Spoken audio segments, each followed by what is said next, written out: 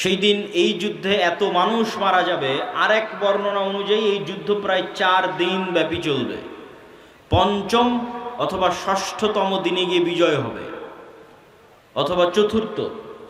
তো 4 দিন যুদ্ধ চলবে। প্রথম 3 দিন ফলাফল ছাড়াই যুদ্ধ শেষ হবে, শুধু মৃত্যু আর লাশ, লাশের সারি আর মৃত্যু।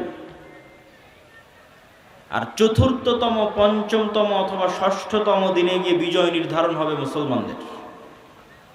লাশের সংখ্যা এবং সারি বলতে গিয়ে রাসূল সাল্লাল্লাহু আলাইহি সাল্লাম বলেছেন যে একটি পাখি যদি আকাশে উড়ে তাহলে 1 মাস উড়লেও মানুষের লাশ যেহেতু শেষ হবে না, লাশের দুর্গন্ধ যেহেতু শেষ হবে না, সেহেতু পাখি দুর্গন্ধ মুক্ত ফাঁকা জায়গায় বসতেও পারবে না।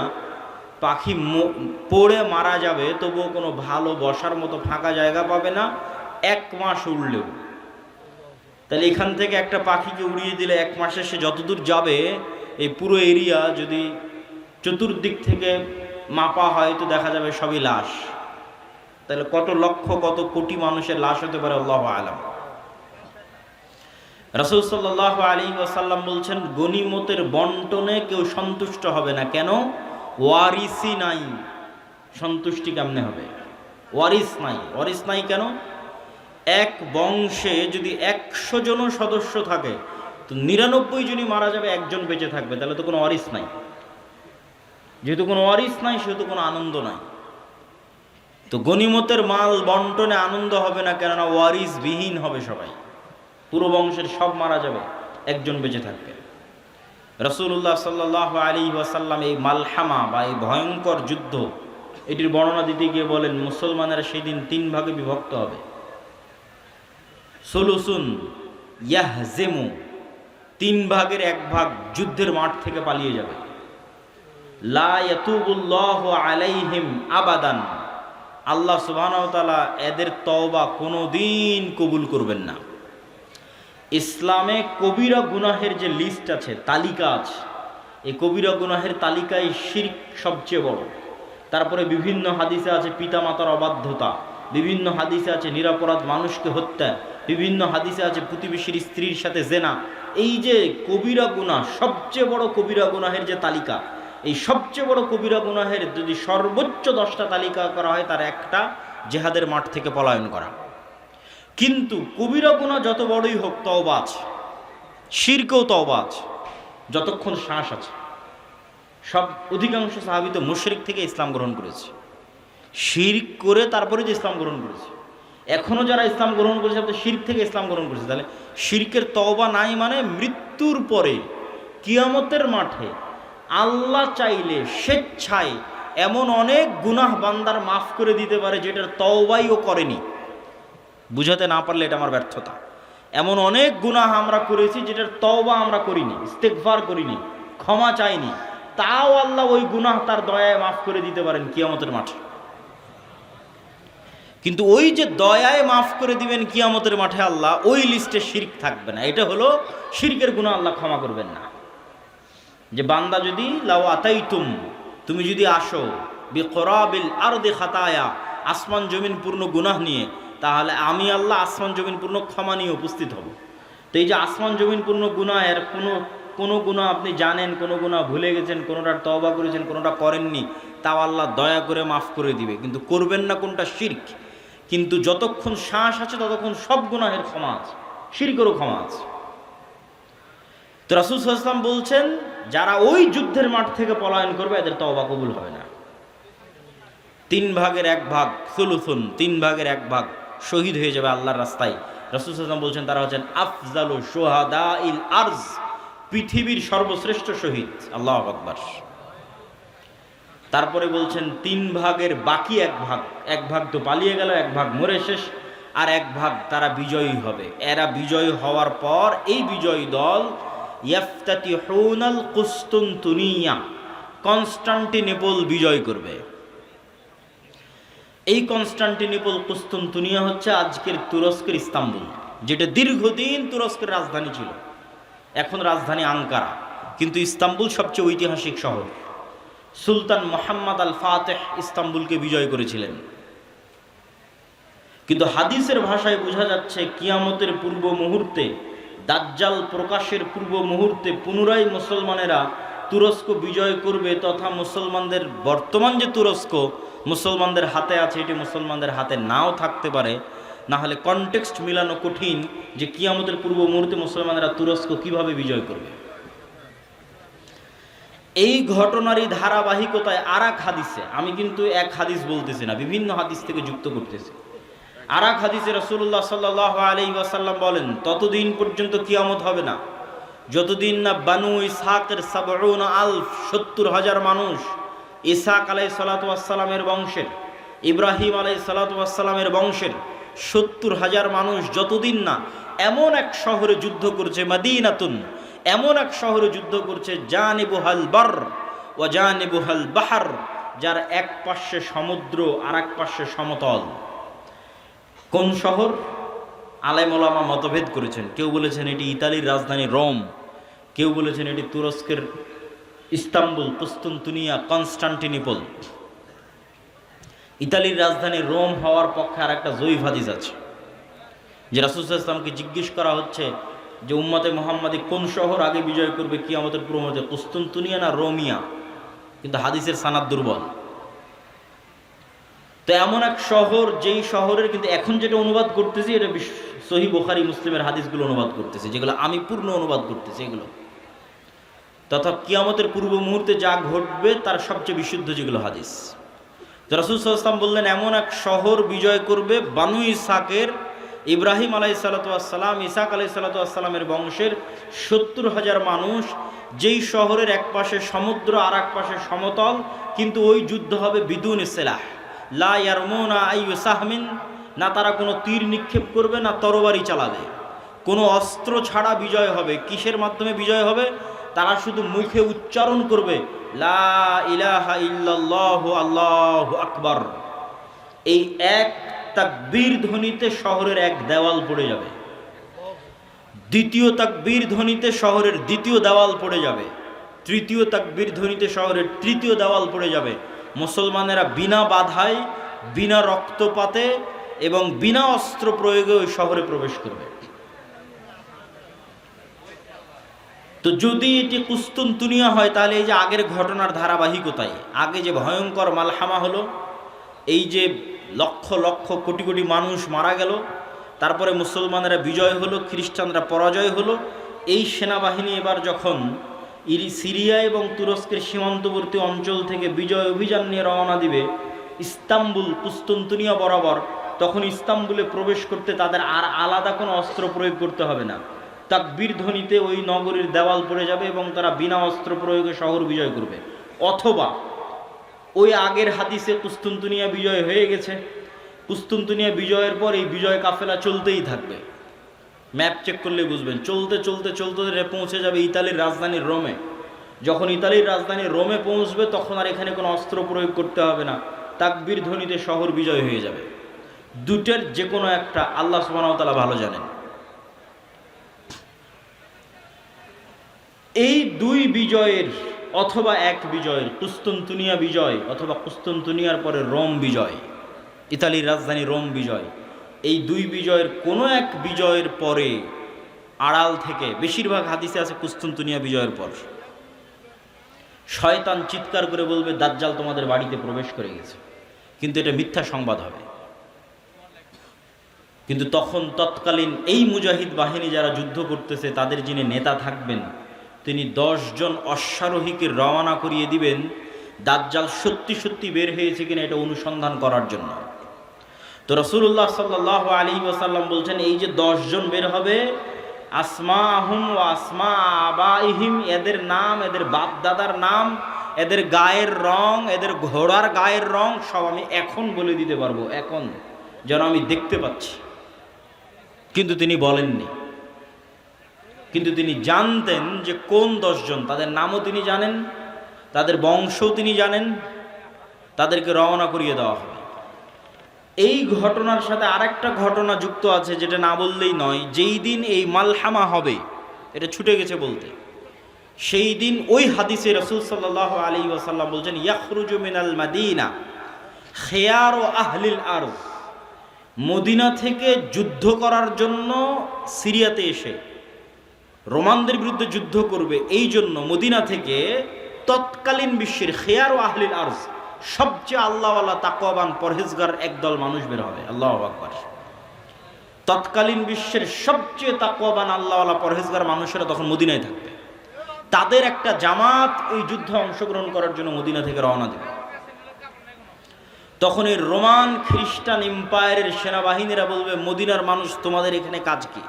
খাল্লু বাইনানা ওয়া বাইনাল্লাযিনা সাবাউ মিন্না, আমাদের যুদ্ধ এই সিরিয়ার মানুষদের সাথে, তোমরা আমাদের রাস্তা ক্লিয়ার করে দাও, তোমাদের এই যুদ্ধে বাধা দেওয়ার কি দরকার? অথবা আমাদের মধ্যে থেকে আগের যুদ্ধের ধারাবাহিকতায়, মানে এর আগেও আরো অনেক যুদ্ধ হয়ে থাকতে পারে, ধারাবাহিকতার কাছে বন্দী হয়ে আছে, বন্দী হওয়ার পর তারা তোমাদের দিন গ্রহণ করে নিয়েছে, ওদের সাথে আমাদের যুদ্ধ, তোমরা কেন ওদেরকে বাঁচাতে আসতেছো? এরকম একটা কনটেক্সট হাদিসের মধ্যে আছে। তখন মদিনার মানুষেরা উত্তরে বলবে, আমরা আমাদের ভাইদেরকে একাই ছেড়ে দিতে পারি না, অতএব এই যুদ্ধে আমরা অংশগ্রহণ করবই করব। এখানে ভাইদেরকে বলতে দুটোই উদ্দেশ্য হতে পারে, সিরিয়ার মুসলমানদেরকে অথবা রোমানদের মধ্যে যারা বন্দী হয়েছিল খ্রিস্টান, পরে মুসলমান হয়ে গেছে, ওদেরকে এরা চাচ্ছে নিয়ে নিতে, যে আমরা তো আমাদের লোকজনকেই চাচ্ছি, তোমাদের কি সমস্যা? ওদেরকে বাঁচাতে এরা বলবে, না আমাদের মুসলিম ভাইদেরকে আমরা একাই ছেড়ে দিতে পারি না। তখনই যুদ্ধ হবে। তো এবার এই যে 10 জন অশ্বারোহী রওনা দিল দাজ্জালের অনুসন্ধানে, দাজ্জালকে খুঁজতে, তখনও দাজ্জাল বের হয়নি। তো কিন্তু মুজাহিদ বাহিনী হতবিহব্বল, তটস্থ, হতভম্ব হয়ে যাবে। কেননা দাজ্জালের ফিতনা পৃথিবীর সবচেয়ে বড় ফিতনা। আদম আলাইহিসসালাতু ওয়াসসালাম যেই ফিতনায় পা দিয়ে জান্নাত থেকে বের হয়ে গেছেন, ওটাও ফিতনা। আল্লাহ বললেন, এই গাছের নিকটে আসিও না, এই গাছের ফল খেও না। খেয়ে নিলেন, তো ফল খেতে নিষেধ করাটা ফিতনা। খেয়ে নিলেন, ফিতনায় পড়ে গেলেন, ফিতনা থেকে বাঁচতে পারলেন না। কাবিল হাবিলকে হত্যা করলো, এটাও ফিতনা। নূহ আলাইহিসসালাতু ওয়াসসালামের কওম আগের যুগের সৎ কর্মশীল পরহেজগার বান্দাদের মূর্তি বানিয়ে পূজা করতে লাগলো, ওটাও ফিতনা। লূত আলাইহিসসালাতু ওয়াসসালামের কওম জেনায় লিপ্ত হয়ে গেল, এটাও ফিতনা। কিন্তু এগুলো একটাও ফিতনা দাজ্জালের ফিতনার মতো বড় নয়, এটা বুঝতে হবে। দাজ্জালের ফিতনা আকবারু ফিতান আলা ওয়াজহিল আরজ। আদম আলাইহিস সালাম যেই ফিতনায় পা দিয়েছেন ওইটার চাইতে, কাবিল যে ফিতনায় পা দিয়েছিল ওইটার চাইতে, নূহ আলাইহিস সালামের কওম যে ফিতনায় পা দিয়েছিল ওইটার চাইতে, আদ সামুদ কওমে লূত তারা যে ফিতনায় পা দিয়েছিল ওইটার চাইতে সবচেয়ে বড় ফিতনা দাজ্জালের ফিতনা। আর এই ফিতনা মোকাবেলা করবে উম্মতে মুহাম্মদ, সর্বশ্রেষ্ঠ উম্মত মোকাবেলা করবে পৃথিবীর সবচেয়ে বড় ফিতনার। কেন দাজ্জালের ফিতনা সবচেয়ে ভয়ঙ্কর, এটাও বুঝতে হবে আপনাকে। আমি স্বেচ্ছাসেবক ভাইদের আবারও দৃষ্টি আকর্ষণ করছি যে আমাদের ডানে লোকজনের সংখ্যা বেশি হয়ে যাচ্ছে, পিছনে একটু বসার ব্যবস্থা এবং বামে এখনো ফাঁকা আছে, বামে একটু বসার ব্যবস্থা এবং মানুষজনকে এইদিকেও একটু বসার জন্য উদ্বুদ্ধ করা। প্রিয় উপস্থিতি, কেন দাজ্জালের ফিতনা সবচেয়ে ভয়াবহ? দেখেন, কওমে নূহ আলাইহিস সালামের কওম যখন বড় বড় আল্লাহওয়ালা পীর বুজুর্গ দিনদার মানুষের মূর্তি বানালো, তখন তারাও জানতো যে মূর্তির কোনো ক্ষমতা নাই। ইয়া আবাতি লিমা তা'বুদু মা লা তাসমাউ, ইব্রাহিম আলাইহিস সালাম বাপকে বলছে, হে আমার বাপ, এমন মূর্তির কেমনে ইবাদত করো যে শুনতেও পায় না, দেখতেও পায় না। তাহলে আগের যুগের মানুষ যে মূর্তির ইবাদত করতো অথবা এখনো করে, তাদের সাথে কোরআনের যে তর্ক বিতর্ক, ওই তর্ক বিতর্কের মানদণ্ড হচ্ছে, তোমরা যেই সমস্ত বাতিল ইলাহের পূজা করো এদের রব হওয়ার ক্ষমতা নাই। রব হওয়ার ক্ষমতা নাই মানে কথা বলার ক্ষমতা নাই, শোনার ক্ষমতা নাই, দেখার ক্ষমতা নাই, সৃষ্টির ক্ষমতা নাই। এরা একটা মাছি বানাতে পারবে না, মশা বানাতে পারবে না, এরা একটা খেজুরের বিচির দানার উপরের যে পাতলা আবরণ থাকে ওটার পর্যন্ত এরা মালিক নয়। তাহলে যে রব নয়, ও ইবাদতের যোগ্য কেমনে হয়? রব তো আমি, আসমান জমিন আমি বানিয়েছি, সূর্য চন্দ্র আমি বানিয়েছি, ইবাদত আমার করো, এই দিয়ে কোরআন পরিপূর্ণ। এটা মানুষের বুঝতে সহজ যে এর ক্ষমতা নাই, কেন এর ইবাদত করব। কিন্তু এই কনটেক্সট অচল হয়ে যাবে যখন দাজ্জাল আসবে। কেন দাজ্জাল রব যা যা করতে পারে তার প্রায় সব কিছুই করে দেখাবে। এই জন্য দাজ্জালের ফিতনা সবচেয়ে ভয়াবহ, ভয়ঙ্কর ফিতনা। মা কালী, মা দুর্গা আর শাহজালাল আর শাহপরাণ যাদেরই মানুষ আল্লাহ বাদ দিয়ে ইবাদত করছে, আর ঈসা আলাইহিস সালাতু ওয়াস সালাম আর মারিয়াম আলাইহিস সালাতু ওয়াস সালাম আর যাদেরই ইবাদত করছে, তারা কেউ এখন আপনাকে দেখাতে পারবে না যে আমি আকাশকে আদেশ দিলাম আকাশ বৃষ্টি বর্ষণ করবে, আমি জমিনকে আদেশ দিলাম জমিন ফসল উৎপাদন করবে, জান্নাত দেখালাম জান্নাতে ঢুকে যাও, জাহান্নাম দেখালাম জাহান্নামে ঢুকে যাও, মৃতকে জীবিত করে দিলাম। এইরকম একচ্ছত্র কন্ট্রোল যা একমাত্র রবের থাকে তার কারণ নাই, ফলত ওদেরকে বাতিল ইলাহ প্রমাণ করা সহজ। কিন্তু যখন একজন সত্যি সত্যি এগুলো আপনাকে করে দেখাবে, তখন আপনি ঈমান ধরে রাখতে পারবেন না। অনেকগুলো কারণ। এক নাম্বার কারণ, যারা ধরেন আগে থেকেই শক্তিশালী কোনো কিছু দেখলেই আরে বাবা এই তো অনেক বড় উলিয়া উলিয়া কবিরাজ, অনেক কিছু করতে পারে, দেখলেই যাদের অন্তরে ভয় ঢুকে যায়, মনে হয় না এর কাছে মনে হয় কোনো ক্ষমতা আছে, এরা তো এমনি দাজ্জালের পূজা করবে। যারা যুগ যুগ মূর্তির পূজা করেছে, মাজারের পূজা করেছে, এদের বাধা হবে না। ওরা দাজ্জালের ক্ষমতা পাওয়ার দেখে মনে করবে অনেক বড় উলিয়া আল্লাহ চলে এসেছে, অনেক বড় কারামতে আউলিয়া চলে এসেছে, অতএব এখন আর ইবাদত করো, এখন আর পূজা করলে সমস্যা নেই। তো একদল তো এমনি পদভ্রষ্ট হয়ে যাবে। আরেক দল মানুষ থাকে যারা মোটামুটি আল্লাহর উপর ঈমান রাখে, কিন্তু ইস্তেকামা, ঈমানের উপর ইস্তেকামার জন্য সবর লাগে। সবর করার ক্ষমতা এবং সাহস এদের নাই। এদের দেখবেন এখন দুনিয়াবি ক্ষমতা যাদের কাছে, ওদের ওখানে গিয়ে সিজদা দিচ্ছে। আজ থেকে 6-7 মাস আগে 16 বছর যাদের কাছে ক্ষমতা ছিল, ওদের কাছে গিয়ে সিজদা দিয়েছে। ক্ষমতার বাইরে এরা চিন্তা করতে পারে না। ক্ষমতা যেখানে, এদের কেবলা এবং মারকাজ সেখানে। এবং আপনি যদি নিজের জায়গায় দাঁড়িয়ে চিন্তা করেন, আজকে তেলের যে সংকট, আমি দাজ্জালের ফিতনার ভয়াবহতা বোঝানোর জন্য আপনাকে বলতেছি। তেলের যে সংকট, মাঝে মধ্যে আমার মনে হয় আল্লাহ আমাদের ফিতনা থেকে হেফাজত করুক, যে এখন যদি কেউ এসে বলে আব্দুল্লাহ তোমার গাড়িতে তো তেলের দরকার, তো এইটা করলে তোমাকে তেল দেওয়া হবে, ধরো তুমি আর 500 টাকা বেশি দিলে তেল দিয়ে দেবে, বা তুমি এই অপরাধটা করলে তোমাকে তেল দিয়ে দিব। তো কত মানুষ হল ঠিক আছে ভাই সমস্যা নেই, আমার গাড়িতে তেল দেন আমি করে দিচ্ছি। তাই কোনো একটা দেশকে যদি বলা হয় যে সব তেলের কন্ট্রোল আমার হাতে, এটা করো তেল পাবা, নাহলে কিন্তু আবাদও বন্ধ হয়ে যাবে। আমরা মনে করি তেল মানে দিয়ে শুধু গাড়ি চলে। পেট্রোকেমিক্যাল থেকে সকল সার উৎপাদন হয়, সব কোনো সারই আর তৈরি হবে না। তো সার না হলে আপনি চাষ করবেন কি দিয়ে? স্যালো মেশিন স্টার্ট না দিলে পানি তুলবেন কোথায় থেকে? তো তেল মানে শুধু গাড়ি নয়, সবই এখনকার আধুনিক সভ্যতার সবই তেল। তা আমি তেল দিব না আপনাকে, তা আপনিও বুঝতে পারছেন যে আপনি সবই করে ফেলবেন তেল নেওয়ার জন্য। তো কোরআন এবং হাদিসে তো এর চেয়ে বড়টা বলা আছে, তেলের কথা বলা নেই। সরাসরি আকাশের বৃষ্টির কথা বলা আছে, জমিনের ফসলের কথা বলা আছে ডাইরেক্ট, যে দাজ্জাল ইরাক এবং শাম এই দুই দেশের মধ্যে সীমানা দিয়ে যেতে থাকবে। কোনো এক নগরীর মানুষের কাছে এসে বলবে এই তোমরা আমার উপর ঈমান আনছো, তারা বলবে জি জাহাপনা, জি প্রভু আপনার উপর ঈমান আনলাম। ওদের জন্য দাজ্জাল টাকা পয়সা ধন দৌলত রুজি রুটির এত বড় ব্যবস্থা উন্মোচন করে দিবে যে মৌমাছির ঝাঁক যেভাবে মধুর পিছনে ছুটে, ধন সম্পদ টাকা পয়সা ওই শহরের মানুষের পিছনে ওইভাবে ছুটবে। এবার অতিক্রম হতে হতে আর এক শহরে আসবে, সেই শহরের মানুষকে বলবে আমার উপর ঈমান আনয়ন করছো, তারা বলবে না আমরা রব্বুল আলামিনের উপর ঈমান রাখি। দাজ্জাল বলবে আকাশ এখানে বৃষ্টি বর্ষণ বন্ধ করে দাও, জমির এখানে ফসল উৎপাদন বন্ধ করে দাও, খাবার দাবার বন্ধ, টাকা পয়সা বন্ধ, সকল কিছু বন্ধ, মোবাইল বন্ধ, ইন্টারনেট বন্ধ। আজকের যুগে যদি কল্পনা করেন, এখনই আপনি ঈমান ধরে রাখতে পারবেন না, যখন ঘটবে তখনকার কথা তো বহু পরে। তো শাম অঞ্চলের মানুষেরা না খেতে পেয়ে ধনুক চাবিয়ে খাবে, তীর চাবিয়ে খাবে। তীর তো খাওয়ার জিনিস না, ধনুক তো খাওয়ার জিনিস না, কিন্তু গাছের পাতাও যেহেতু উৎপন্ন হবে না তো কি খাবে? গাছের পাতাও তো উৎপন্ন হবে না। তো এ হলো দাজ্জালের ফিতনা, পৃথিবীর সবচেয়ে ভয়ঙ্কর এবং ভয়াবহ ফিতনা। দাজ্জালের ফিতনা সম্পর্কে বলতে গিয়ে দুইটা হাদিস না বললেই না। একটা হাদিসে রাসূলুল্লাহ সাল্লাল্লাহু আলাইহি ওয়াসাল্লাম বলছেন যে দাজ্জাল পৃথিবীতে 40 দিন সফর করবে। 40 দিনের প্রথম দিন হবে 1 বছর, দ্বিতীয় দিন হবে 1 মাস, তৃতীয় দিন হবে 1 সপ্তাহ।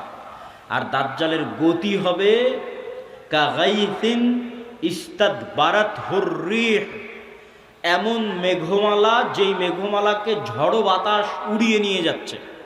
এই যে কয়দিন পরে কালবৈশাখী ঝড় হবে, আকাশে তাকিয়ে দেখবেন ঝড়ের সময় মেঘ কত দ্রুত চলে।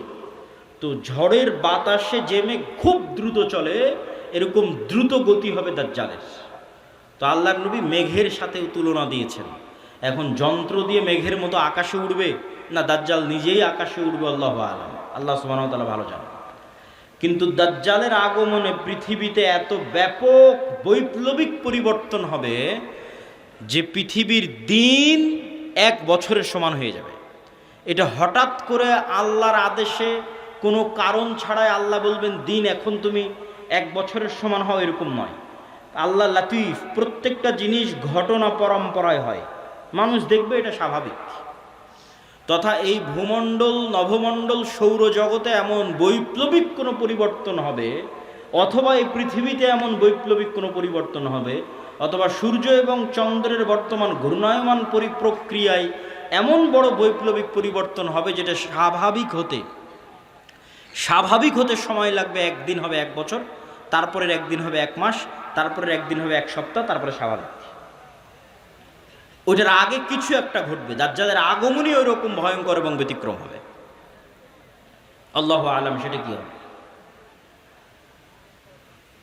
দাজ্জালের বিষয়ে আরেকটি হাদিসে রাসূলুল্লাহ সাল্লাল্লাহু আলাইহি ওয়াসাল্লাম, যেটা তামিম আদ-দারির হাদিস, যারা 30 দিন সমুদ্রে লাইবা বিহিমুল মাউজ শাহরান কামিলান, সমুদ্রের ঝড়ো বাতাস এবং ঢেউ 1 মাস যাবৎ তাদেরকে কোথায় নিয়ে গেছে কোনো কন্ট্রোল ছিল না নৌকার উপর।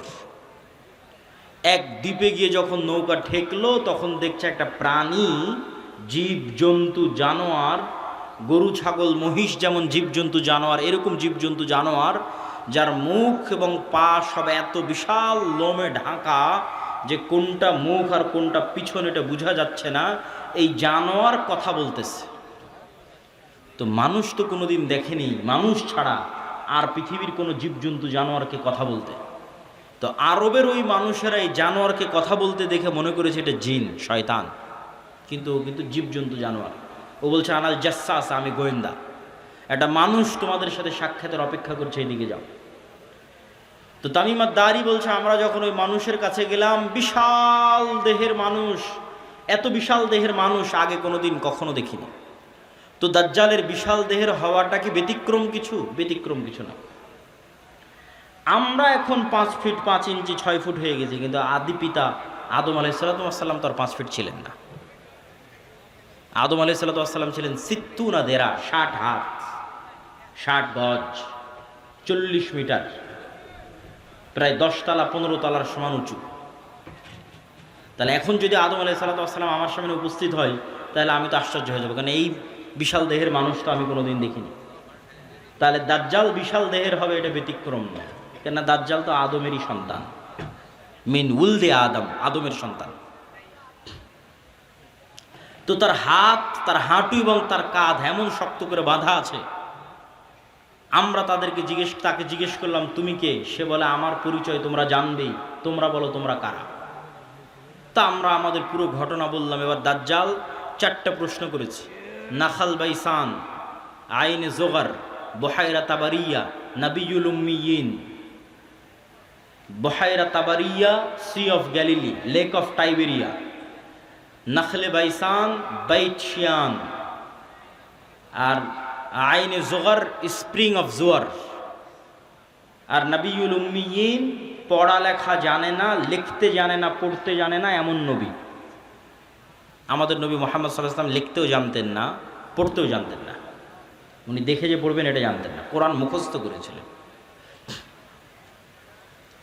প্রিয় উপস্থিতি, তো দাজ্জাল তাদেরকে এই যে 4টে জিজ্ঞেস করলো, 4টে জিজ্ঞাসার প্রথম 3টে জিজ্ঞাসার সাথে পানি কানেক্টেড আছে, পানি এবং চাষ কানেক্টেড আছে।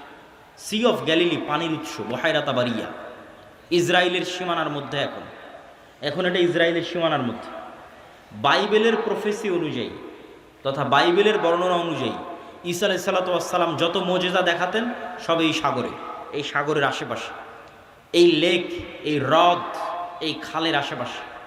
তো দাজ্জাল বলছে একদিন এখানে পানি থাকবে না।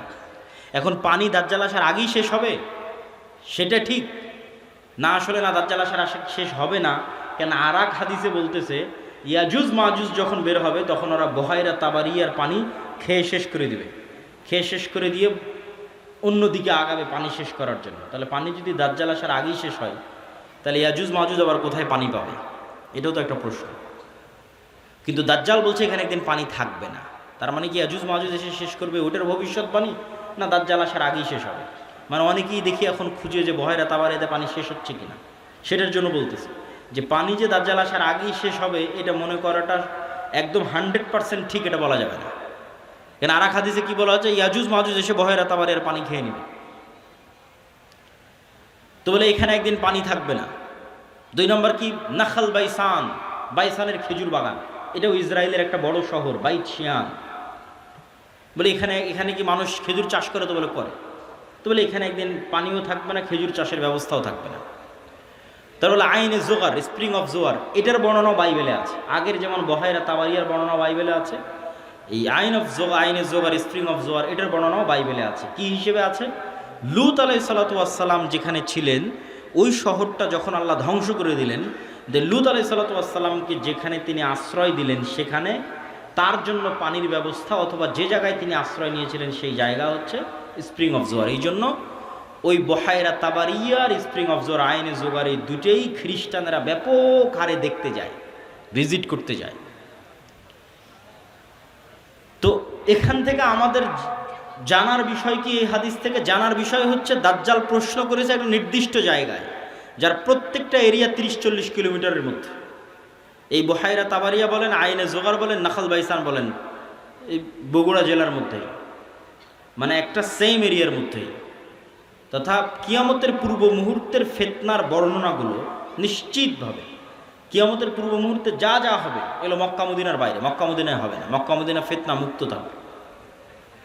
কোথায় হবে তাহলে? সিরিয়াতে, শাম।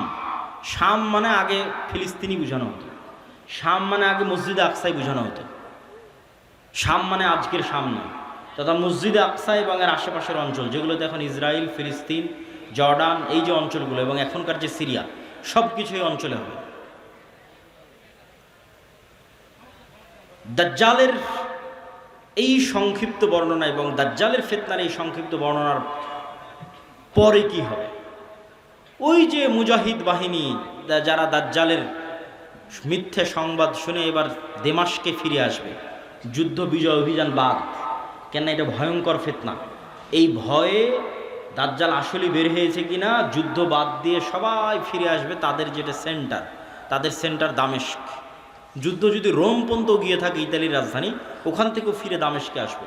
যদি তুরস্কের রাজধানী ইস্তাম্বুল পর্যন্ত গিয়ে থাকে, ওখান থেকে ফিরে দামেস্কে আসবে। এবার দামেস্কে আসতে আসতে সত্যিই দাজ্জাল বের হয়ে যাবে। এবার রিয়ালি প্রকৃত অর্থে দাজ্জাল বের হয়ে গেছে। এবং দাজ্জাল বের হওয়া মাত্রই সকল ক্ষমতা দাজ্জালের কাছে চলে যাবে। এটার বিবরণ আরেকটু পরে দিব, এখানে এটা শেষ করে নিই। তো দাজ্জাল বের হয়ে যাবে। এই দামেস্কের মসজিদে ফজরের সালাতে যখন জামাত হবে, তখন এবার ঈসা আলাইহিস সালাতু ওয়াস সালাম অবতীর্ণ হবেন। কেননা দাজ্জালের ফিতনা যেই লেভেলের অলৌকিক, ওইটা মোকাবেলা করার জন্য ওই লেভেলের অলৌকিক লাগবে। তথা দাজ্জালের এই ফিতনা মোকাবেলা ওই মুজাহিদরাও করতে পারবে না যারা ইস্তাম্বুল বিজয় করেছে, রোম বিজয় করেছে। এবং কিছু কিছু হাদিসের বর্ণনা অনুযায়ী তারা ভারতও বিজয় করতে পারে। মানুষের মাথায় একটা চিত্র আগে থেকে ঢুকে আছে যে দাজ্জাল যখন বের হবে পৃথিবীতে, তখন পুরো পৃথিবী দাজ্জালের কন্ট্রোলে থাকবে। এটা ভুল কথা। দাজ্জাল যখন বের হবে তখন পুরো পৃথিবী মুসলমানদের কন্ট্রোলে থাকবে। মানে মুসলমানরা বিজয় করে শেষ করে দিবে, সব বিজয় করে ফেলবে। মসজিদে আকসা বিজয়, ইস্তাম্বুল বিজয়, খ্রিস্টানরা তো পরাজিতই হয়ে যাবে, ইতালির রাজধানী রোম বিজয়, ভারত বিজয়, পুরো পৃথিবীতে মুসলমানদের জয় জয়কার থাকবে। হাদিস থেকে আমি যতটুকু চিন্তা ভাবনা করে দেখেছি, এটাই বেশি খাপ খায়, এটাই বেশি মিলে, যে দাজ্জাল বের হওয়ার পূর্বে, ইমাম মাহদি আসার আগেই, অথবা ইমাম মাহদির সাথী, অথবা ইমাম মাহদির সহ, যেটাই বলেন, দাজ্জাল এবং ঈসা ইসলাম আসার পূর্বে পৃথিবী মুসলমানদের, মসজিদে আকসা মুসলমানদের, তুরস্ক মুসলমানদের, ইতালি, পুরো ইউরোপ মুসলমানদের, ভারত মুসলমানদের, সবই মুসলমানদের। মুসলমানদের বিজয় যখন সর্বোচ্চ স্তরে,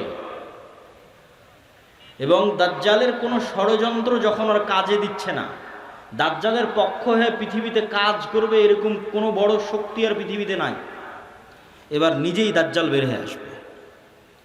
কেননা যারা দাজ্জালের পক্ষ নিয়ে কাজ করতে তারা সব বিপদে পড়ে গেছে, কেননা বিজয় মুসলমানদের হয়ে গেছে।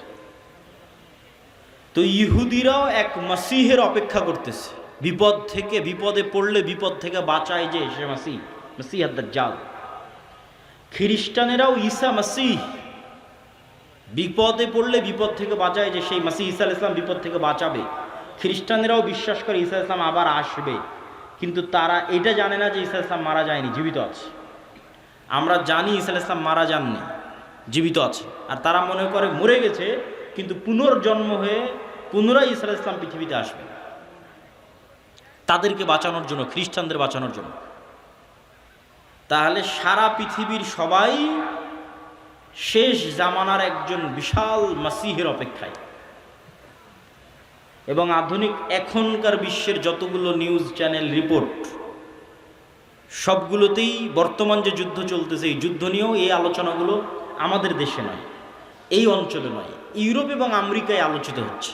যারা বিশ্ব শাসন করে তাদের কাছে, তাদের ভাষায় দাজ্জাল হচ্ছে অ্যান্টি ক্রাইস্ট ইংরেজিতে, আর মালহামা হচ্ছে আর্মাগেডন, আর জেসাস ঈসা আলাইহিস সালাম উনি আসবেন। অ্যান্টি ক্রাইস্ট না আসলে জেসাস আসবে না। অ্যান্টি ক্রাইস্ট মানে দাজ্জাল। আর অ্যান্টি ক্রাইস্ট ততক্ষণ আসবে না যতক্ষণ না ইহুদিরা জেরুজালেমে একত্রিত হচ্ছে, এটা তাদের বিশ্বাস। ইভাঞ্জেলিক্যাল খ্রিস্টিয়ান যারা ইঞ্জিল কেন্দ্রিক খ্রিস্টান, তাদের বিশ্বাস। তো ফলত তাদেরও ঈসা আলাইহিস সালামকে নিয়ে আসতে হবে, ইহুদিদেরও একজন মাসিহ লাগবে। ফলত সবাই সেইটারকে সামনে নিয়ে কাজ করতেছে, যে ওইটা যত দ্রুত ঘটানো যাবে তত দ্রুত মনে করতেছে আমাদের বিজয়। কিন্তু সবার কামনা অনুযায়ী তো কাজ হবে না, সবার চাওয়া অনুযায়ী কাজ হবে না।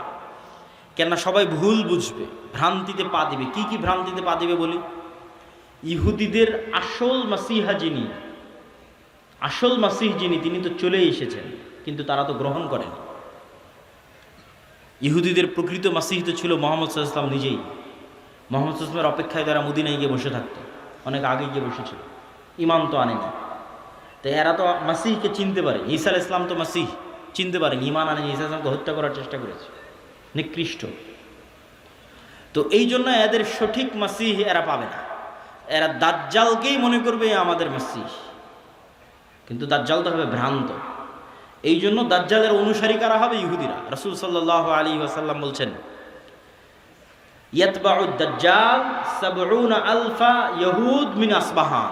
ইরানের ইস্পাহান শহরের ৭০,০০০ ইহুদি দাজ্জালের অনুসারী হবে।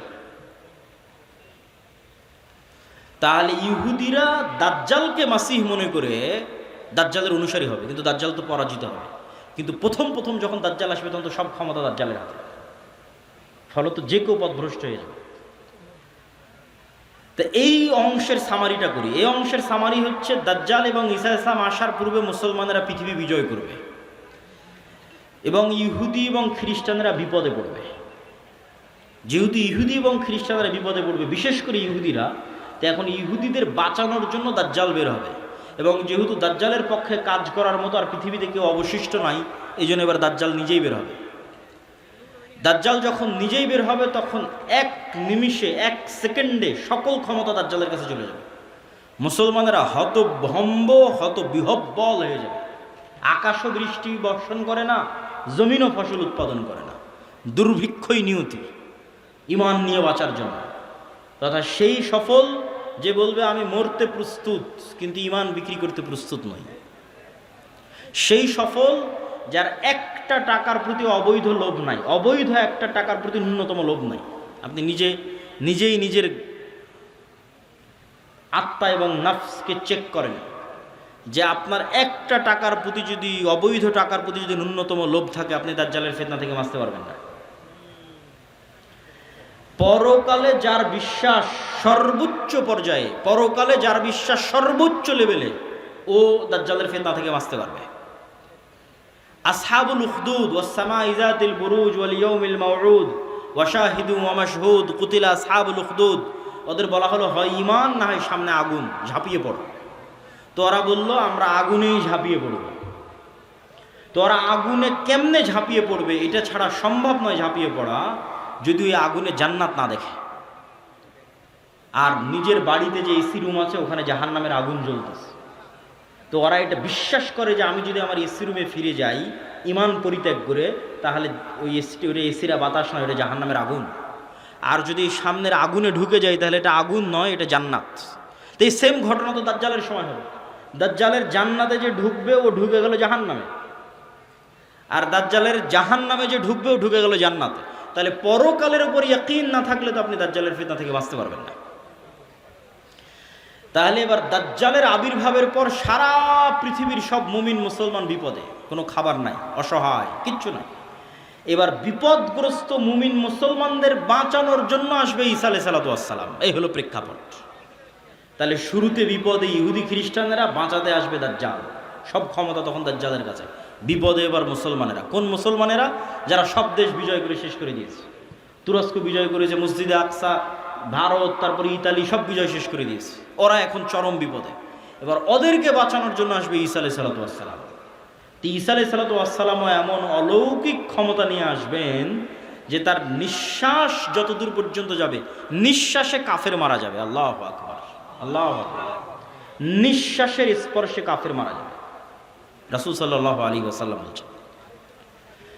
আর ঈসা আলাইহিস সালামের অলৌকিকত্ব এত টপ লেভেলের হবে যে দাজ্জালকে আলাদা করে হত্যা করা লাগবে না। দাজ্জাল যদি শুধু দেখে ঈসা আলাইহিস সালামের দিকে, ইয়াজুবু কামা ইয়াজুবুল মা, পানিতে লবণ দিলে যেভাবে গলে যায় সেভাবে গলে যাবে, ছেড়ে দিলে গলেই মারা যাবে। কিন্তু ঈসা আলাইহিস সালাম ছাড়বেন না, নিজে হাতে হত্যা করবেন।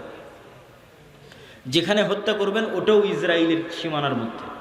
ইসরায়েলের বর্তমান রাজধানী তেল আবিব থেকে অতি নিকটে বাবে লুদ নামক জায়গায় দাজ্জালকে ঈসা আলাইহিস সালাম হত্যা করবেন। তো যেই ঈসা আলাইহিস সালাম এবং যেই মুমিন মুজাহিদেরা পৃথিবীর সবচেয়ে বড় ফিতনা দাজ্জালকে হত্যা করবে, তাদেরকে এবার আল্লাহ বলবে তোমরা তো এত বড় ফিতনা মোকাবেলা করলা, এখন আমার এমন একদল বান্দা বের হবে, ইয়াখরুজু ইবাদি লা ইয়াদানি লি আহাদিন, কারো পক্ষে সম্ভব নয় যে আমার ওই বান্দাদের মোকাবেলা করে। ঈসা আলাইহিস সালাম এত বড় নবী, তিনি পৃথিবীর সবচেয়ে বড় ফিতনা দাজ্জালকে হত্যা করলেন, তাকে আল্লাহ বলছে তুমিও পারবা না এখন যারা বের হবে। অতএব মুমিন মুজাহিদদের নিয়ে তুমি তুর পাহাড়ে আশ্রয় নাও। তাহলে ঘটনার ক্ষেত্রগুলো দেখেন, তুরস্ক এবং সিরিয়ার সীমান্তবর্তী অঞ্চল, সিরিয়ার রাজধানী দামেস্ক, মসজিদে আকসা, বাবে লুদ যেখানে দাজ্জালকে হত্যা করা হলো, তুর পাহাড়, এই এরিয়াগুলোতে এই ঘটনাগুলো ঘটতেছে। শেষ সময়ের ঘটনা এখানেই ঘটবে, শামে ঘটবে। তো তুর পাহাড়ে আশ্রয় নেওয়ার পর কারা বের হবে? ইয়াজুজ আর মাজুজ। ইয়াজুজ মাজুজের সংখ্যা কত বেশি? একটা সহিহ হাদিস বলবো আর একটা জয়ীফ হাদিস। সাল্লাল্লাহু আলাইহি ওয়াসাল্লাম বললেন যে আদম আলাইহিস সালামের পিঠ থেকে আল্লাহ মানুষকে বের করলেন, আদমের সকল সন্তানকে বের করে বলা হচ্ছে প্রতি 1000-এ একজন জান্নাতে, 999 জন জাহান্নামে। এই হাদিস রাসূল সাল্লাল্লাহু আলাইহি ওয়াসাল্লাম সাহাবীদের শোনাচ্ছে। তো প্রতি 1000-এ 999 জন জাহান্নামে, এটা শুনে সাহাবীদের মাথা নষ্ট, যে তাহলে তো আমরা সবাই জাহান্নামে। আদম সন্তানের 1000-এর 999 জন যদি জাহান্নামে যায় প্রতি 1000-এ, তাহলে তো আমরা সবাই জাহান্নামে। তখন মুহাম্মদ সাল্লাল্লাহু আলাইহি ওয়াসাল্লাম সাহাবীদের বলতেছে হতাশ হয়েও না, এই 999 জনের বেশিরভাগই ইয়াজুজ মাজুজ। এই 999 জনের বেশিরভাগই ইয়াজুজ মাজুজ। তো কতজন জাহান্নামে যাবে ইয়াজুজ মাজুজের বাইরে স্বাভাবিক মানুষের মধ্যে থেকে, এটা তো আমরা জানি না। তো এই জন্য নির্ধারিত করে বলা মুশকিল, কিন্তু এতটুকু অন্তত বোঝা যায়, আইডিয়া করা যায় যে আদম আলাইহিস সালাম থেকে নিয়ে কিয়ামত পর্যন্ত যত মানুষ আসবে তাদের কয়েক শত গুণ হচ্ছে ইয়াজুজ মাজুজ। এই হাদিস থেকে অন্তত এতটুকু বোঝা যায় যে আদম থেকে নিয়ে কিয়ামত পর্যন্ত যত মানুষ আমরা হব, এত মানুষের কয়েক শত গুণ হচ্ছে ইয়াজুজ মাজুজ। আর জয়ীফ হাদিসটা কি? জয়ীফ হাদিসটা হচ্ছে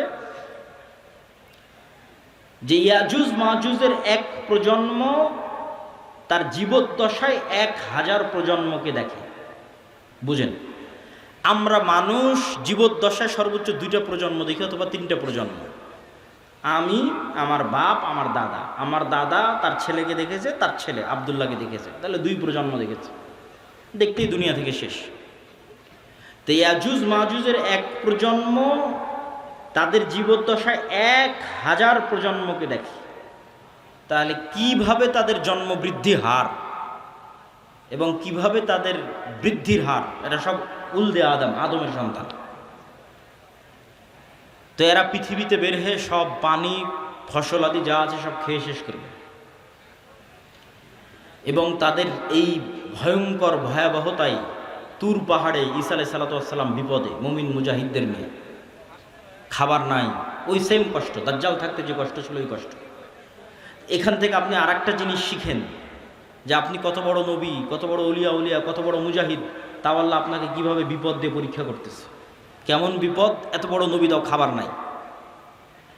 যে নবী নিজে হাতে দাজ্জালকে হত্যা করেছে তার খাবার নাই, সে নবী এখন আল্লাহর কাছে কাঁদতেছে যে আল্লাহ এই বিপদ থেকে বাঁচান। তো এই জন্য সবসময় আল্লাহর সামনে নত, আল্লাহর সামনে সাহায্য, এটা ছাড়া কোনো রাস্তা নেই। তো ঈসা আলাইহিস সালামের কান্নাকাটি এবং মুমিন মুজাহিদদের কান্নাকাটিতে আল্লাহ সুবহানাহু ওয়া তাআলা ইয়াজুজ মাজুজের শরীরে এক প্রকার পোকামাকড় এবং অসুখ দিবেন। তারা মারা যাবে কেমন করে? হাদিসের বাক্যটা শুনেন, কামাউতি নাফাসিন ওয়াহিদিন। একটা মানুষ মারা গেলে যা হয়, পুরো ইয়াজুজ মাজুজ একসাথে ওইভাবে মারা যাবে, যেন একটা মানুষ মারা গেল। তথা একটা মানুষ মরতে যতটুকু সময় লাগে, পুরো ইয়াজুজ মাজুজ কোটি কোটি হাজার হাজার ওইভাবে একসাথে, at a time, at a moment, at a second মারা যাবে। তো এবার ঈসা আলাইহিস সালাম জমিনে ফিরে আসবেন, তো জমিনে পা রাখার জায়গা নাই। এত কোটি কোটি মানুষ যদি মরে পড়ে থাকে কি অবস্থা, লাশের দুর্গন্ধ। এবার ঈসা আলাইহিস সালাম আবার আল্লাহর কাছে কান্নাকাটি করবে, দোয়া করবে। তখন আল্লাহ সুবহানাহু ওয়া তাআলা রাসূল সাল্লাল্লাহু আলাইহি ওয়াসাল্লামের ভাষা অনুযায়ী আনাকি ইবিলিল বুখত গোত্রের উটের কুঁজ যেমন উঁচু হয়, ওই রকম উঁচু কুঁজ বিশিষ্ট একদল পাখিকে পাঠাবেন, যেই পাখি হাজার হাজার কোটি কোটি লাখ লাখ লাশকে নিয়ে যায় এমন জায়গায় ফেলে দিবে যেখানে মানুষ বসবাস করে না। উত্তর মেরু হোক, দক্ষিণ মেরু হোক, সাইবেরিয়া হোক, যেখানে হোক, আল্লাহ ভালো জানেন, যেখানে আল্লাহ বলবেন।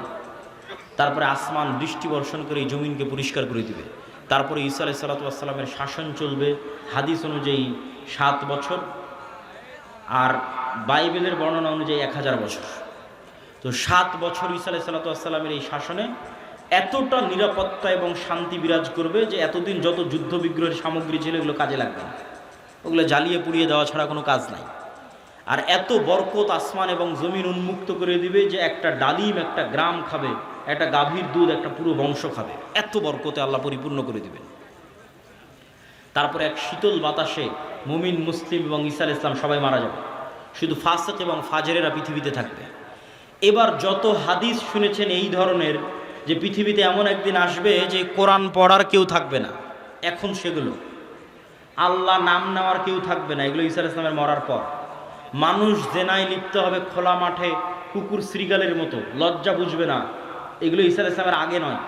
ঈসা আলাইহিস সালামের আগে কোরআন থাকবে, দিন থাকবে, এটা তো পূর্ণতায় পৌঁছে যাবে। এখন পতন দেখতে পাচ্ছেন, কিন্তু আল্লাহ মুতিম্মু নূরিহি আগেই বলে নিয়েছে আয়াতগুলো, এই দিন তো সারা পৃথিবী বিজয় করবে, আর এই বিজয় ধারা তো ঈসা আলাইহিস সালামের আসার আগেই শুরু হয়ে যাবে। তাহলে কিভাবে কোরআন হাদিস শেষ হবে? শেষ হবে না, এগুলো আরও বাড়বে। কিন্তু এটা শেষ যে হবে সেটা কখন? ঈসা আলাইহিস সালামের মরার পর। তখন আর নাই, তখন কোরআন নাই, হাদিস নাই, আল্লাহর নাম নাই, মানুষের লজ্জা উঠে যাবে। এই ফাসিক ফাজেরের উপর আল্লাহ সুবহানাহু ওয়া তাআলা কিয়ামত কায়েম করবেন।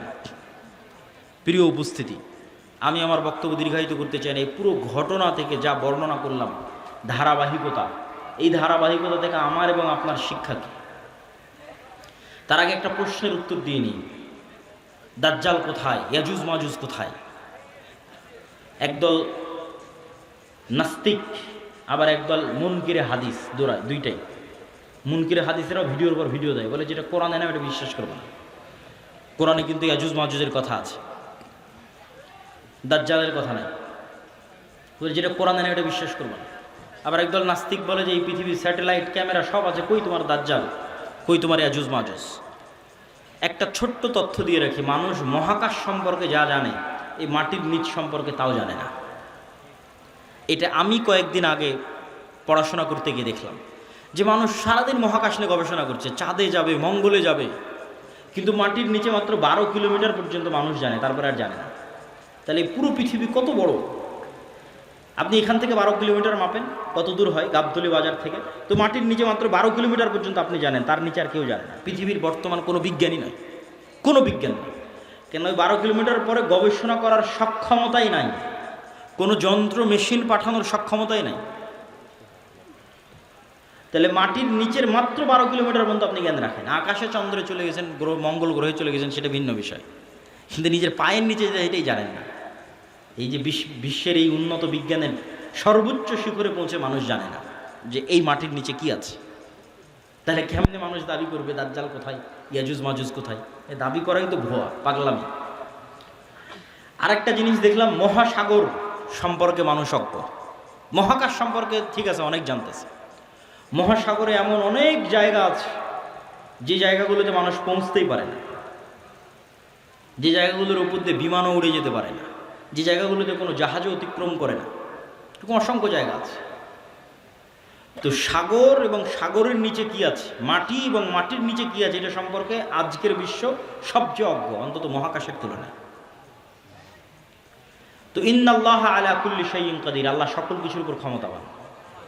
আর কোনোটাই যদি না হয় তো অন্তত একটা উত্তর তো দেওয়াই যায়, যেটা আল্লাহ সুবহানাহু ওয়া তাআলা কোরআন মাজিদে বলছেন যে আল্লাহ 7 আসমান এবং 7 জমিন সৃষ্টি করেছেন, আর 7 জমিনে আল্লাহর আদেশ অবতীর্ণ হয়, কোরআনের আয়াত। 7 জমিনে আল্লাহর, আর সবচেয়ে আরও একটা ভয়ঙ্কর বিষয় যে আল্লাহর আসমান বানাতে যত সময় লেগেছে জমিন বানাতেও তত সময় লেগেছে। 7 আসমান বানাতে যা টাইম 7 জমিন বানাতেও তাই টাইম। তাহলে 7 আসমান কত বড়, 7 জমিন তাহলে কত বড় হতে পারে? এখন ইয়াজুজ মাজুজ আর দাজ্জাল যদি অন্য জমিন থেকে বের হয়ে আসে, এই জমিনে কিছু করার নেই, এটাকে অস্বীকার করতে পারবে না যে না নিশ্চিত নাই। তো অতএব আল্লাহ সুবহানাহু তাআলা সকল কিছুর উপর ক্ষমতাবান।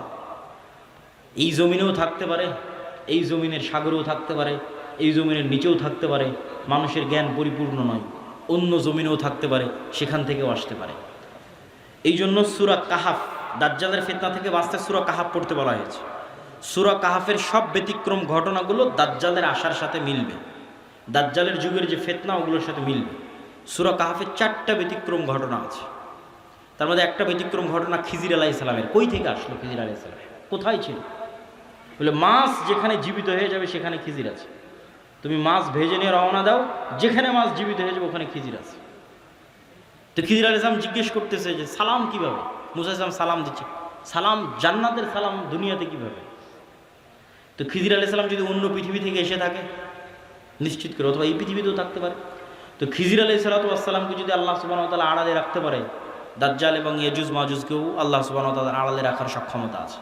তো ওই দাজ্জালের সময়ের ফিতনার সাথে এই সূরা কাহাফের ঘটনাগুলো মিলবে। আসহাবে কাহাফ, আসহাবে কাহাফের কথা বলতে গিয়ে আল্লাহ বলছেন ওয়াহুম আইকাজ, তাদেরকে আমি ঘুমিয়ে রেখেছি, কিন্তু মানুষ দেখলে মনে করবো ওরা জেগে আছে।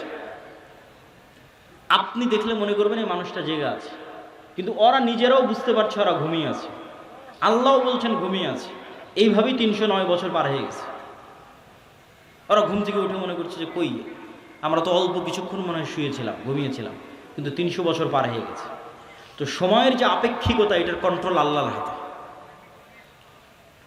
এই আপেক্ষিকতার প্রভাবিত মানুষ দেখবে যে একদিন হয়ে যাবে 1 বছরের সময়। তো পৃথিবীতে অবশ্যই ব্যাপক কোনো পরিবর্তন ঘটবে, যেটার প্রভাবে 1 বছর, 1 মাস, 1 সপ্তাহ, সেটা কি আল্লাহ সুবহানাহু ওয়া তাআলা ভালো জানে। তো প্রিয় উপস্থিতি, এই 1 নাম্বার কর্তব্য কি, সংক্ষিপ্ত বক্তব্য শেষ করে দিচ্ছি, এগুলোর উপর ঈমান রাখা। 2 নাম্বার কি, যে কোনো মুহূর্তেই দাজ্জাল বের হতে পারে, যে কোনো মুহূর্তে কিয়ামত হতে পারে, কথা এটাই ঠিক। রাসূল সাল্লাল্লাহু আলাইহি ওয়াসাল্লাম আশঙ্কা করতেন দাজ্জাল মনে হয় এখনই বের হয়ে গেল। এরকম অনেকগুলো ঘটনা আছে হাদিসে, ইবনে সাইয়াদের ঘটনাগুলো বেশি, তার মধ্যে প্রসিদ্ধ। তো ফিতনা তো সবসময়ই চলছে, তো ফিতনার সময় আপনি বেঁচে থাকবেন, ঈমান নিয়ে বেঁচে থাকবেন, এটার 2টা কাজ: পরকালের প্রতি সর্বোচ্চ জ্ঞান, সর্বোচ্চ ইয়াকিন, এবং অবৈধ 1 টাকার উপরে, অবৈধ ধন সম্পদ ক্ষমতার উপর ন্যূনতম লোভ না থাকা। এবং সফলতা এটা নয় যে আপনি বাড়ি গাড়ি টাকা পয়সার মালিক হবেন, সফলতা এটা যে আপনি ঈমান এবং সালাত অবস্থায় পৃথিবী থেকে বিদায় নেবেন, এটাই সফলতা। তো আল্লাহ সুবহানাহু ওয়া তাআলা যেন আমাদের ঈমান অবস্থায়, সালাত অবস্থায় পৃথিবী থেকে বিদায় নেওয়ার তৌফিক দান করে, বলেন আল্লাহুম্মা আমিন। কেন? কেন আমাদের ইমান অবস্থায় বিদায় নিতে হবে এত লম্বা ঘটনা বলে, এই পুরো ঘটনার উপর একটু পানি দিয়ে দিয়ে একটা কথা বলে, সেটা হচ্ছে ঈসা আলাইহিস সালাম যখন আসবে, ইমাম মাহদি যখন আসবে, দাজ্জাল যখন আসবে, তখন কি নতুন কোনো দিন আসবে নাকি? নতুন কোনো কোরআন আসবে নাকি? নতুন কোনো হাদিস আসবে নাকি? কোরআন এবং হাদিস তো এইটাই যেটা এখন আছে। তাহলে সবচেয়ে বড় ঘটনা তো আগেই ঘটে গেছে, মুহাম্মদ সাল্লাল্লাহু আলাইহি ওয়াসাল্লামের আসা এবং কোরআনের প্রেরিত। তাহলে ঈসা আলাইহিস সালাম যে কোরআনের উপর আমল করবেন ওটা আপনার কাছে আছে। ইমাম মাহদি যে কোরআন দিয়ে রাষ্ট্র চালাবে ওটা আপনার কাছে আছে। আর দাজ্জাল যেই নবীকে মানতে বলতেছে ওই নবী চলে যাওয়ার 1400 বছর হয়ে গেছে। তাহলে কাজ আমাদের কাছে আছে। হ্যাঁ, ইমাম মাহদি যেই দিন আসবে সেই দিন আমি সব কিছু করবো, জি না, এটাতে প্রোডাক্টিভিটি নষ্ট হয়। এই জন্য আগেই বলেছি দাজ্জাল আসার আগেই মুসলমানেরা বিজয় করবে। এই জন্য প্রোডাক্টিভিটি বন্ধ করা যাবে না, কেন আসল কাজ তো আমাদের কাছে আছেই। নতুন করে তো আর কিছু আসবে না। ঈসা আলাইহিস সালাম তো নতুন কোরআন আনবেন না, এই কোরআন তো আমার কাছে আছে। ইমাম মাহদি তো আর নতুন হাদিস নিয়ে আসবে না, হাদিস তো এটাই, তো ওটা তো আমাদের কাছে আছে। তাহলে কাজ তো আমাদের কাছে আছে। আরও একটা কি মাথায় নিয়ে উঠে যাবেন, মানুষের মৃত্যু কিয়ামত, কিয়ামত আমার মরে যাওয়াই আমার কিয়ামত। কেন, আমি তো পরকালের জগতে ঢুকে গেছি, কবর বারজাখ, আমার মৃত্যুর মাধ্যমে আমি পরকালের জগতে ঢুকে গেলাম। তাহলে আমার কিয়ামত আগেই হয়ে গেল, দাজ্জাল আসার আগেই কিয়ামত হয়ে গেল আমার। তাহলে আমার মৃত্যু যেহেতু আমার দোরগড়ায়, তাহলে দাজ্জাল কখন আসলো, মাহদি কখন আসলো, সেটার প্রতি ধর্তব্য না করে ওই যুগেও যেই কোরআনের উপর আমল হবে, যেই কোরআন দিয়ে বাঁচা যাবে, সেই কোরআন আমার কাছে আছে। তাহলে এখন আপনার কাজ কি? আপনার নিজের মৃত্যুর প্রস্তুতি নেওয়া, আর আপনার সামনে যে কোরআন আছে, যেটা সবচেয়ে বড় ঘটনা, দাজ্জালের চেয়েও বড় ঘটনা, মাহদি ঈসার চেয়েও বড় ঘটনা, কোরআনের প্রেরিত, এইটার উপর আমল করা, পড়া, হাদিস পড়া এবং আমল করা। এবং ইমানের উপর মৃত্যু, সালাতের উপর মৃত্যু, এটা অতীত যুগের সব নবী রাসূলের শিক্ষা। আল্লাহ সুবহানাহু ওয়া তাআলা আমাদের তৌফিক দান করুক, আল্লাহুম্মা আমিন। বক্তব্যের শেষে বৈঠকি দানের আহ্বানের পাশাপাশি দুটো জরুরি কথা। এই যে ভাইয়েরা যারা মক্তব পরিচালনা করে গাবতলী শাখায়, আপনারা আমাদের মক্তব অলিম্পিয়াড দেখেছেন এনটিভিতে, বিশাল আয়োজন, সারা দেশে প্রায় 7 শতাধিক মক্তব আমাদের অধীনে ট্রেনিং করা আছে। এখনও ট্রেনিং চলতেছে রাজশাহী জামিয়া সালাফিয়াতে, নতুন 30-40টা মক্তবের, এরকম প্রতিনিয়ত ট্রেনিং চলতেই থাকে। তো এই যে প্রায় 30,000 ছাত্রছাত্রী এই 700টা মক্তবে অধ্যয়ন করে, পড়াশোনা করে। তো এই যে কোরআনের শিক্ষা, কোরআনের জ্ঞান আমরা ছড়িয়ে দিচ্ছি, এই মসজিদ, এই মক্তবগুলো থেকেই কিন্তু খেলাফা প্রতিষ্ঠিত হবে। শেষ জামানায় যারা ইসলামকে বিজয় করবে তারা বের হয়ে আসবে। এই মসজিদ, এই মক্তবগুলোকে আপনাদের মূল্যায়ন করতে হবে এবং নিজ নিজ মসজিদে মক্তব চালু করা এটা কঠিন কিছু নয়। ভাই, আপনাদের অধীনে মক্তব কেমনে চালাবো, অনেকেই প্রশ্ন করে, অতি সহজ।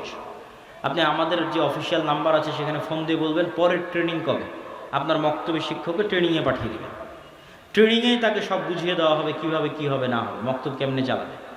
শুধু এতটুকু জানা যে পরের ট্রেনিং কবে, এর জন্য কোনো বুকিংও লাগবে না, কিছু লাগবে না। ট্রেনিং শুনে জামিয়া সালাফিয়ায় ঢুকে যেতে হবে যে ঠিক আছে এতটার সময় ট্রেনিং, আমি এসেছি, 7 দিনের প্রস্তুতি নিয়ে যেতে হবে, অতি সহজ। তো এই যে আমাদের দাওয়াতি কাজগুলো, আরেকটি বড় দাওয়াতি কাজ মাসিক আল ইতিসাম। আমি নিয়মিত লিখি, সম্পাদকীয় লিখি, মিন্নাতুল বাড়ি লিখি, পবিত্র কোরআনের সংক্ষিপ্ত ব্যাখ্যা লিখি। 3টে লেখা শুধু আমারই থাকে মাসিক আল ইতিসাম। আব্দুর রহমান বিন আব্দুর রাজ্জাক, শেখ আব্দুর রাজ্জাক বিন ইউসুফ, আরও বড় বড় আলেম ওলামা সবারই লেখা থাকে, সম্পাদকীয় থাকে। এই মাসের সম্পাদকীয় আছে ইরান এবং ইসরায়েলের যুদ্ধের উপর।